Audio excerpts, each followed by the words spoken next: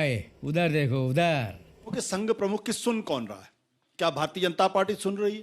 क्या आरएसएस सुन रहे हैं? क्या योगी आदित्यनाथ सुन रहे हैं? क्या नरेंद्र मोदी जी? कौन सुन रहा? योगी आदित्यनाथ देश सुन रहा है। तब तो बाबरी मस्जिद का सवाल ही नहीं उठना चाहिए, तब तो राम मंदिर का सवाल उठना नहीं चाहिए, फिर तो हवा में जो जहर घुला इस पे बात होनी चाहिए ना। संघ प्रमुख ने 2018 में क्या कहा था? बिना मुसलमान के हिंदुत्व अधूरा है। हर मस्जिद में शिवलिंग क्यों खोजना? सबका डीएनए एक है, कहा था ना। ये सब फॉलो हो रहा कहीं? आशुतोष जी, बाबरी इस देश का मुसलमान नहीं था। मुझे बोलिए। आशुतोष जी बोलिए। हालत यह है कि मॉब लिंचिंग में जिन लोगों को जेल होनी चाहिए, जिन लोगों को सजा होनी चाहिए, उनके खिलाफ उत्तर प्रदेश की सरकार केस विड्रॉ कर रही। जो मर्डर के आरोपी हैं उनके खिलाफ केस विड्रॉ। तो कौन सुन रहा है मोहन भागवत की? मुझे लगता है मोहन भागवत आरएसएस में ही पूरी तरीके से अकेले पड़ गए हैं। और उन्होंने यह भी कहा है कि बीजेपी की नजर से आरएसएस को मत देखिए, यानी अपने आप को पूरी तरीके से डिस्टेंस करने की कोशिश कर। यह मजबूरी क्या है? क्या मोहन भागवत आरएसएस में अकेले पड़ गए हैं? क्या मोहन भागवत की नरेंद्र मोदी जी से नहीं पट रही है? क्या मोहन भागवत, जिनको लोग परम पूजनीय कहते हैं, आरएसएस के प्रमुख को परम पूजनीय कहा जाता है, उनका शब्द पत्थर की लकीर होता है, क्या योगी आदित्यनाथ उनकी बात सुनते हैं? क्या मोदी जी उनकी बात सुनते हैं? क्या अमित शाह उनकी बात सुनते हैं? तो ये तो मोहन भागवत को अपने अंदर आत्मनिरीक्षण करना चाहिए कि जो जो बोलते कोई इनकी बात मानता ही नहीं। आप लोग सुनते नहीं अब संघ प्रमुख। राम मंदिर में लगता है प्रधानमंत्री सुनने वाला कान है, सुनने वाला कान आप नहीं सुनते। देखने का आपको दिखा नहीं ना, क्योंकि राम मंदिर में जब प्रधानमंत्री मोदी जी और मोहन भागवत जी साथ में थे, आपको नहीं दिखा होगा अभी 1 महीना पहले। इस देश का दुर्भाग्य है। उसके बाद पोर्ट ब्लेयर में जब अमित शाह और मोहन भागवत जी साथ में थे, आपको नहीं दिखा होगा। इसलिए मैंने कहा कि चश्मा का नंबर बढ़ गया तो मेरा गलती थोड़ी ना। मैंने आज तक नहीं सुना कि मोदी जी ने, मैंने आज तक नहीं सुना कि मोदी जी ने मोहन भागवत जी को परम पूजनीय कहा हो। एक ही मंच पर होने के बावजूद भी जब राम मंदिर में हो तो परम पूजनीय राम होते हैं। जब उद्घाटन हो रहा था तब भी नहीं कहा। भी नहीं पता। इसका मतलब क्या है? ये आज की तारीख में आरएसएस प्रमुख की कोई नहीं सुनता। ना बीजेपी वाले सुनते हैं, ना प्राइम मिनिस्टर सुनते हैं, ना योगी आदित्यनाथ सुनते हैं, और ना संघ परिवार के अंदर लोग सुनते हैं। आशुतोष जी, आपको इतनी चिंता क्यों हो गई मोहन जी की? नहीं, मुझे संघ प्रमुख की जो स्थिति है, पैथेटिक स्थिति है, उस पर मैं टिप्पणी कर रहा हूं। 5 काम। पहला काम तो यह है कि रैशनिंग ऑफ गाड़ियां जो आती है ना, बड़ी बड़ी गाड़ियां, एक परिवार एक कार, एक व्हीकल, इसके अलावा दूसरा कोई नहीं। अगर जहां दूसरा पाए तो उसके पास फाइन। दूसरा, आपको कोल टू गैस पे जाना पड़ेगा। आप में से कितने लोग पहले पॉइंट पे सहमत है? हाथ उठाइएगा। और कितने लोग सहमत नहीं है? और ज्यादा गाड़ियां। आम आदमी पार्टी के नेता भी रहे तो ऐसी सोच है। हमारे यहाँ साइकिल पे चलेगा तो सिर्फ आप शहर में साइकिल तो नहीं कॉरिडोर है ना बनाइए, ट्रांसपोर्ट में जैसे तो बीजिंग में बना हुआ है, जैसे डेनमार्क में बना हुआ है, जैसे कोपेनहेगन में बना हुआ है। हाँ बिल्कुल, डेनमार्क में एकदम बैंड है। मैं गई वहां में, साइकिल हैरान रह गई। सारे लोग कॉन्शियसली साइकिल से चलते हैं, उनको अपनी हवा की चिंता है। बहुत ही स्ट्रिक्ट तरीके से आपका जो टायर की क्वालिटी है, जब ये सड़क पे चलती है तो जो उसके धूल पार्टिकल्स होते हैं वो इतना महीन निकालते हैं, दरअसल वो जानलेवा होता है। टायर की क्वालिटी आपको इंप्रूव करनी पड़ेगी। चौथी, आपको जो कंस्ट्रक्शन पे जो काम चल रहा है, खुलेआम चल रहा, खुलेआम, बड़े-बड़े एस्बेस्टस के शीट्स लगा दिए, पीछे कंस्ट्रक्शन चल रहा है, खुलेआम चल रहा है। अरविंद केजरीवाल और पांचवी चीज ये है लेके कि मोदी जी का विस्तार भी चल रहा है। पांचवी चीज ये है काम कि की बात हो रही आपको है, लोगों को ट्रेन करना पड़ेगा, आपको लोगों को थोड़ी तकलीफ उठानी पड़ेगी, और इवन आपको दिल्ली जैसे शहर में लगाना पड़ेगा। कहां से वो सहमति देगा आपको? दिल्ली जैसे शहर में और इवन करना पड़ेगा, और मेट्रो फैसिलिटीज को आपको इंप्रूव करना पड़ेगा। मैंने 6 बताए। जनता की आवाज और विपक्ष की आवाज एक साथ है, और विपक्ष की आवाज आज ये है कि जनता जीतेगा तब तो आप कुछ करिएगा ना इनके लिए। जीतेंगे। आप में भरोसा ही नहीं कर रहे हैं। पश्चिम बंगाल अभी आने वाले 5 राज्य जीतेंगे। लोकतंत्र में क्या हम सवाल नहीं कर सकते सरकार से? सवाल करिए, तो सवाल करना, अगर आप भरोसा भी जीती है ना जनता का। जनता का अच्छा, भरोसा। 5 काम जो आप करेंगे पोल्यूशन को रोकने के लिए, अभी झाजी गिराइए इनको। अंजना जी, मैं इनसे पूछना चाहता हूं भाजपा वालों से कि 5 प्लानिंग कर दें, कि 5 ऐसी प्लानिंग बताएं जो इन्होंने पिछले 10 सालों से किया हो। हरियाणा में 10 साल से इनकी सरकार है, उत्तर प्रदेश में इनकी सरकार। छोड़िए बीजेपी को, आप मौका है, आप भरोसा कीजिए। जब हम 5 काम जो आप करेंगे। भाजपा नाकामयाब पार्टी है, ये सिर्फ और सिर्फ बाबरी और हुमायूं कबीर में आपको लड़ाने की कोशिश करेगी, इसलिए ऐसे छपट 5 काम। 5 अंजना जी हकला रहे, कहां से बोलेंगे 5 काम? अरे आप जनता को एक सवाल का जवाब दीजिए। एक मिनट, ये राहुल गांधी जी, आपने क्या किया? पहली बात क्या है, 19 साल हो गई। हम बहुत काम कर रहे हैं। आप बताइए 5 सरकार क्या आएगी, किया आपने? हमारी सरकार ने क्या काम किया वो अरे बताइए। रुकेंगे तब तो। सबसे बड़ी बात मैं तो दावे के साथ आपको कहता हूं कि आज जिस जगह पे हम खड़े हैं उसका नाम है नोएडा। ये फुल फॉर्म नोएडा का नहीं बता पाएंगे, नहीं बता पाएंगे आप। नहीं आप बताएंगे। दूसरी बात, 5 काम हमने क्या किया एनसीआर में, एनसीआर में ग्रेड 4 ऑलरेडी लागू है। सारे कंस्ट्रक्शन एक्टिविटी बंद है, कोई खनन एक्टिविटी नहीं हो रही है। इंडस्ट्रियल पोल्यूशन और वेस्ट को मैनेज किया जा रहा है, चाहे यहां पे यूपी से हो, चाहे दिल्ली में हो, चाहे हरियाणा में हो। नए नए एसटीपी प्लांट लगाए गए हैं लगातार। दिल्ली में BS6 से नीचे की गाड़ी की एंट्री बंद हो चुकी है। नया पोल्यूशन PUCC चलान नहीं कट रहा है। 10,000 से ज्यादा व्हीकल को बैठा दिया गया है। इलेक्ट्रिकल बसें लगातार चल रही है।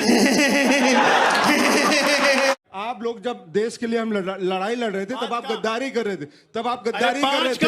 आपके पूर्वज गद्दार थे, आपका खुदाई शुरू कर दे। अरे हमसे पूछ रहे हो, सपनों के सौदागर मत बनो, सपनों के सौदागर मत बनो।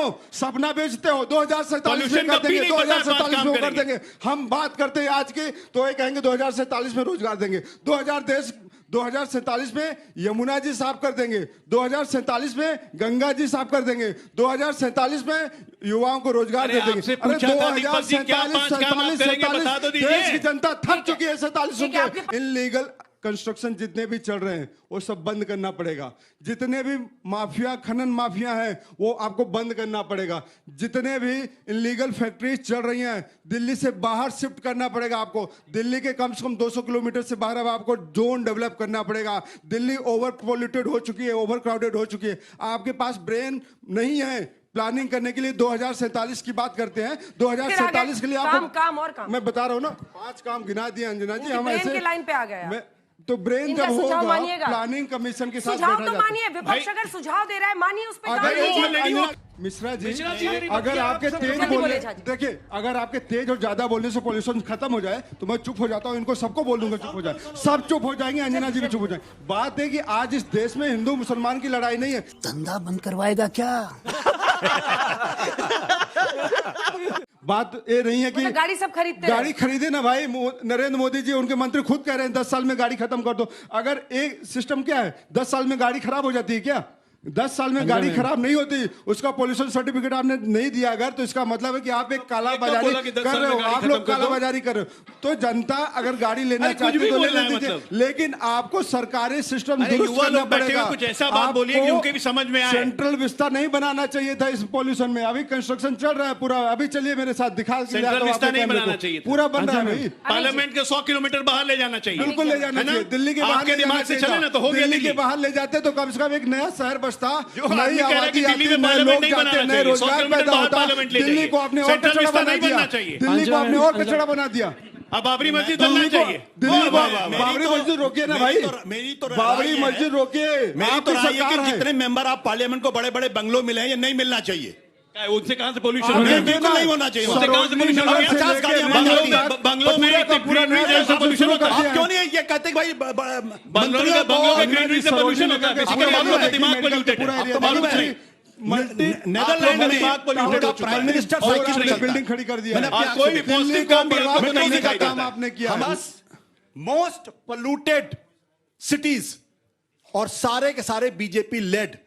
वहां बीजेपी कौन सा कर रही थी भाई? दिल्ली की हवा खराब है लेकिन भाजपा बंगाल में जाके नाम की लड़ाई लड़ेगी।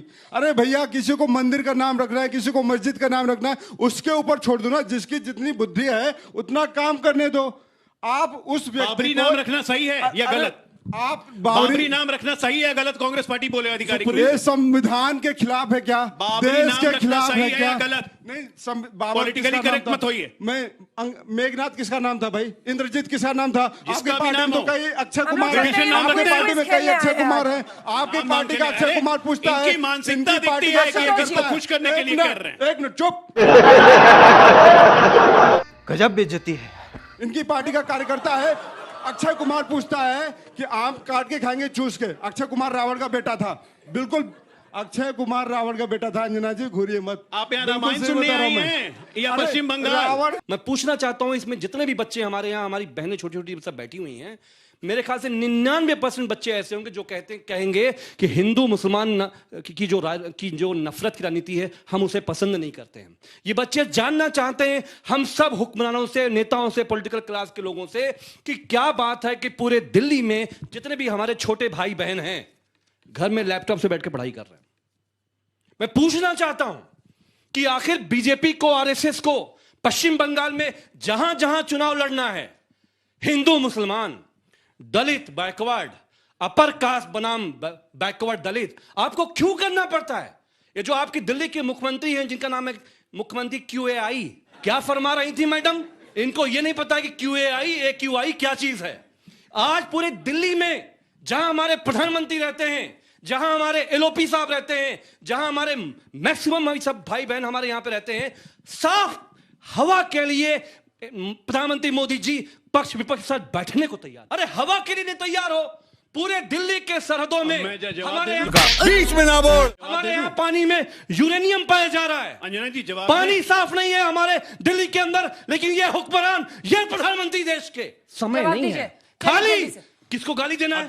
राहुल जी को गाली देना, किसको गाली देना? अखिलेश यादव जी को गाली देना। अरे गाली दो, बताओ इस देश के हमारे भविष्य को साफ पानी कब दोगे? आप सुन लीजिए, साफ जो है हवा कब दोगे?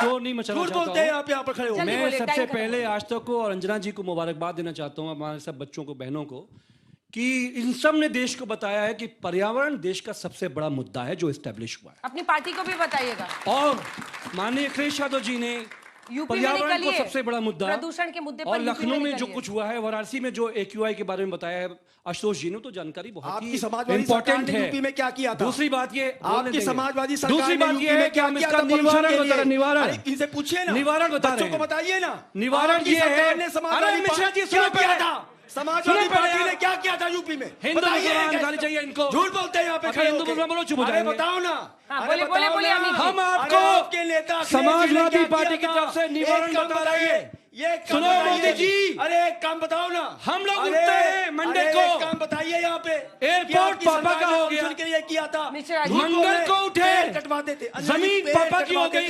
FIR हुई थी, बुध को उठे अरावली पापा की हो गई, तो लेने के देने पड़ गए। झूठ बोलते हैं यहाँ खड़े होके। अरावली के जंगल, ये देखो जुमेरात को उठे पापा का हो गया, एक और झूठ, अरावली का ये देखो जंगल, जमीन पापा की हो गई। अरे पापा को क्या क्या दोगे भैया? जल्दी से पहली बात तो ये मत करो, दिल्ली में जो हमारे मुख्यमंत्री है 10 सेकंड के द्वारा सबसे बड़ा दुर्भाग्य क्या है? डिनायल मत करो। अंजना जी देखिए, दिल्ली के सबसे मुख्यमंत्री को बताओ, मुख्यमंत्री क्यों? अरे हो गया मिश्रा जी। ये सबको पता है, 55 रुपया डॉलर होने के बाद भी आज अपने कितने रुपए में खरीद रहे हैं पेट्रोल डीजल। ये पूंजीपतियों को और मोटा किया जा रहा है, वो मोटे पे मोटे हो रहे हैं, सब कुछ खरीद रहे हैं, मगर जो देश की जनता है वो हवा में सांस नहीं ले पा रही। मगर देश के अंदर में आज जिस तरह से नरेंद्र मोदी बैठे हैं दिल्ली के अंदर में, मगर वो चुनाव प्रचार हर राज्य में करेंगे। आने वाले समय में जिस तरह से आसाम में चुनाव है, SIR की भी बात होती है, वहां SIR नहीं हो रहा है, वहां समरी रिवीजन किया जा रहा है, वहां अलग से कुछ नहीं हो रहा है। मगर जिस तरह से ये पश्चिम बंगाल को बुलडोज करना चाहते हैं, दक्षिण भारत में इनका खाता नहीं खुलेगा। अरे आप रुक जाइए, आप इलेक्शन कमिश्नर मेरी बात पूरा कर रहे हैं, बस आपका जवाब बोलिए। देखिए, पश्चिम बंगाल को ये लोगों ने हमेशा बदनाम करने के लिए, पश्चिम बंगाल के साथ में ये 2021 का चुनाव जब इन्होंने हर आपकी बार 200 पार का नारा दिया था, आकर के अटक गई इनकी गाड़ी 77 पर, और इनके जो नेता थे उस समय दिलीप घोष, उनको बैठा दिया हाशिए पर, और इनके खुद के जो नेता है वो लड़ते हैं। कभी आते हैं शुभेंदु अधिकारी, अमित शाह से मिल करके जाते हैं, कभी वो दूसरे नेता अभी जिनको बनाया श्रमिक भट्टाचार्य है। तो ऐसे ऐसे नेता है इनके पास में, और जिनके पास में कुछ भी एक मैप नहीं है, रोड मैप नहीं है बंगाल के डेवलपमेंट के लिए। बेशर्मो शर्म करो, शर्म।